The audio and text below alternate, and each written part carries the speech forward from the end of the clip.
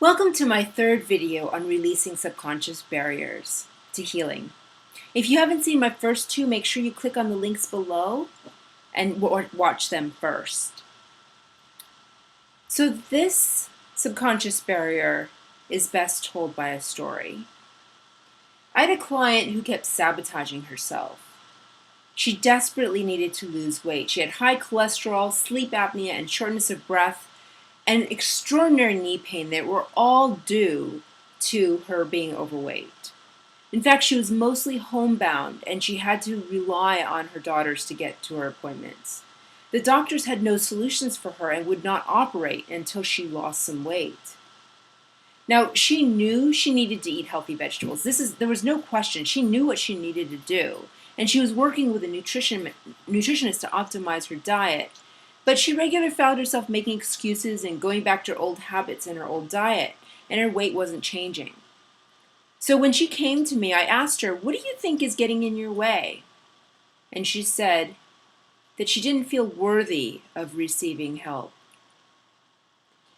In fact, Tara Brach, who's an insight meditation teacher and author of Radical Acceptance, it is called Radical Acceptance, Living with the Heart of the Buddha, says that the most insidious problems amongst Americans that underlie all of our striving to be a better person is that deep shame that we are not enough.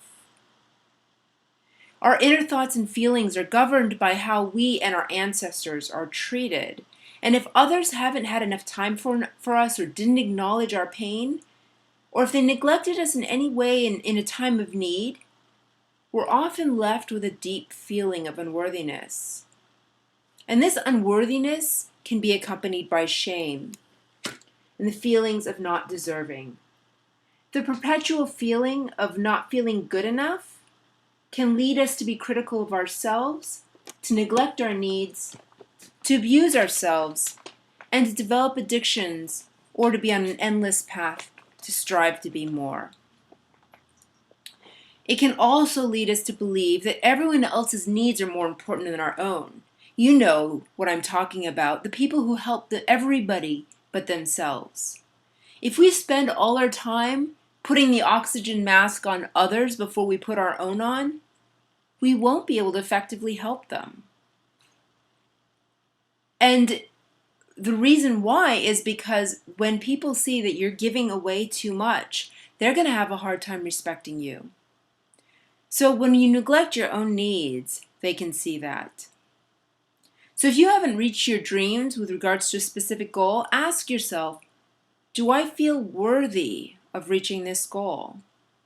Rate it on a scale from 1 to 10, 0 being completely unworthy and 10 being, of course I'm worthy.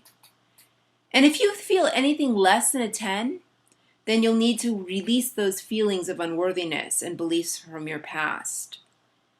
The thoughts that you may have had in your childhood, such as "I'll never measure up," or "I'm not good enough for him," or "I'm not worthy," can get lodged deeply in your subconscious, and they can prevent you from reaching your dreams. Such thoughts made my client self-sabotage. They prevented her from losing weight and from being able to move freely about, and they kept her stuck at home. But when we released those feelings of unworthiness from her past and her ancestors, she no longer self-sabotaged. And she found it much easier to engage in healthier habits, and that weight finally started to come off.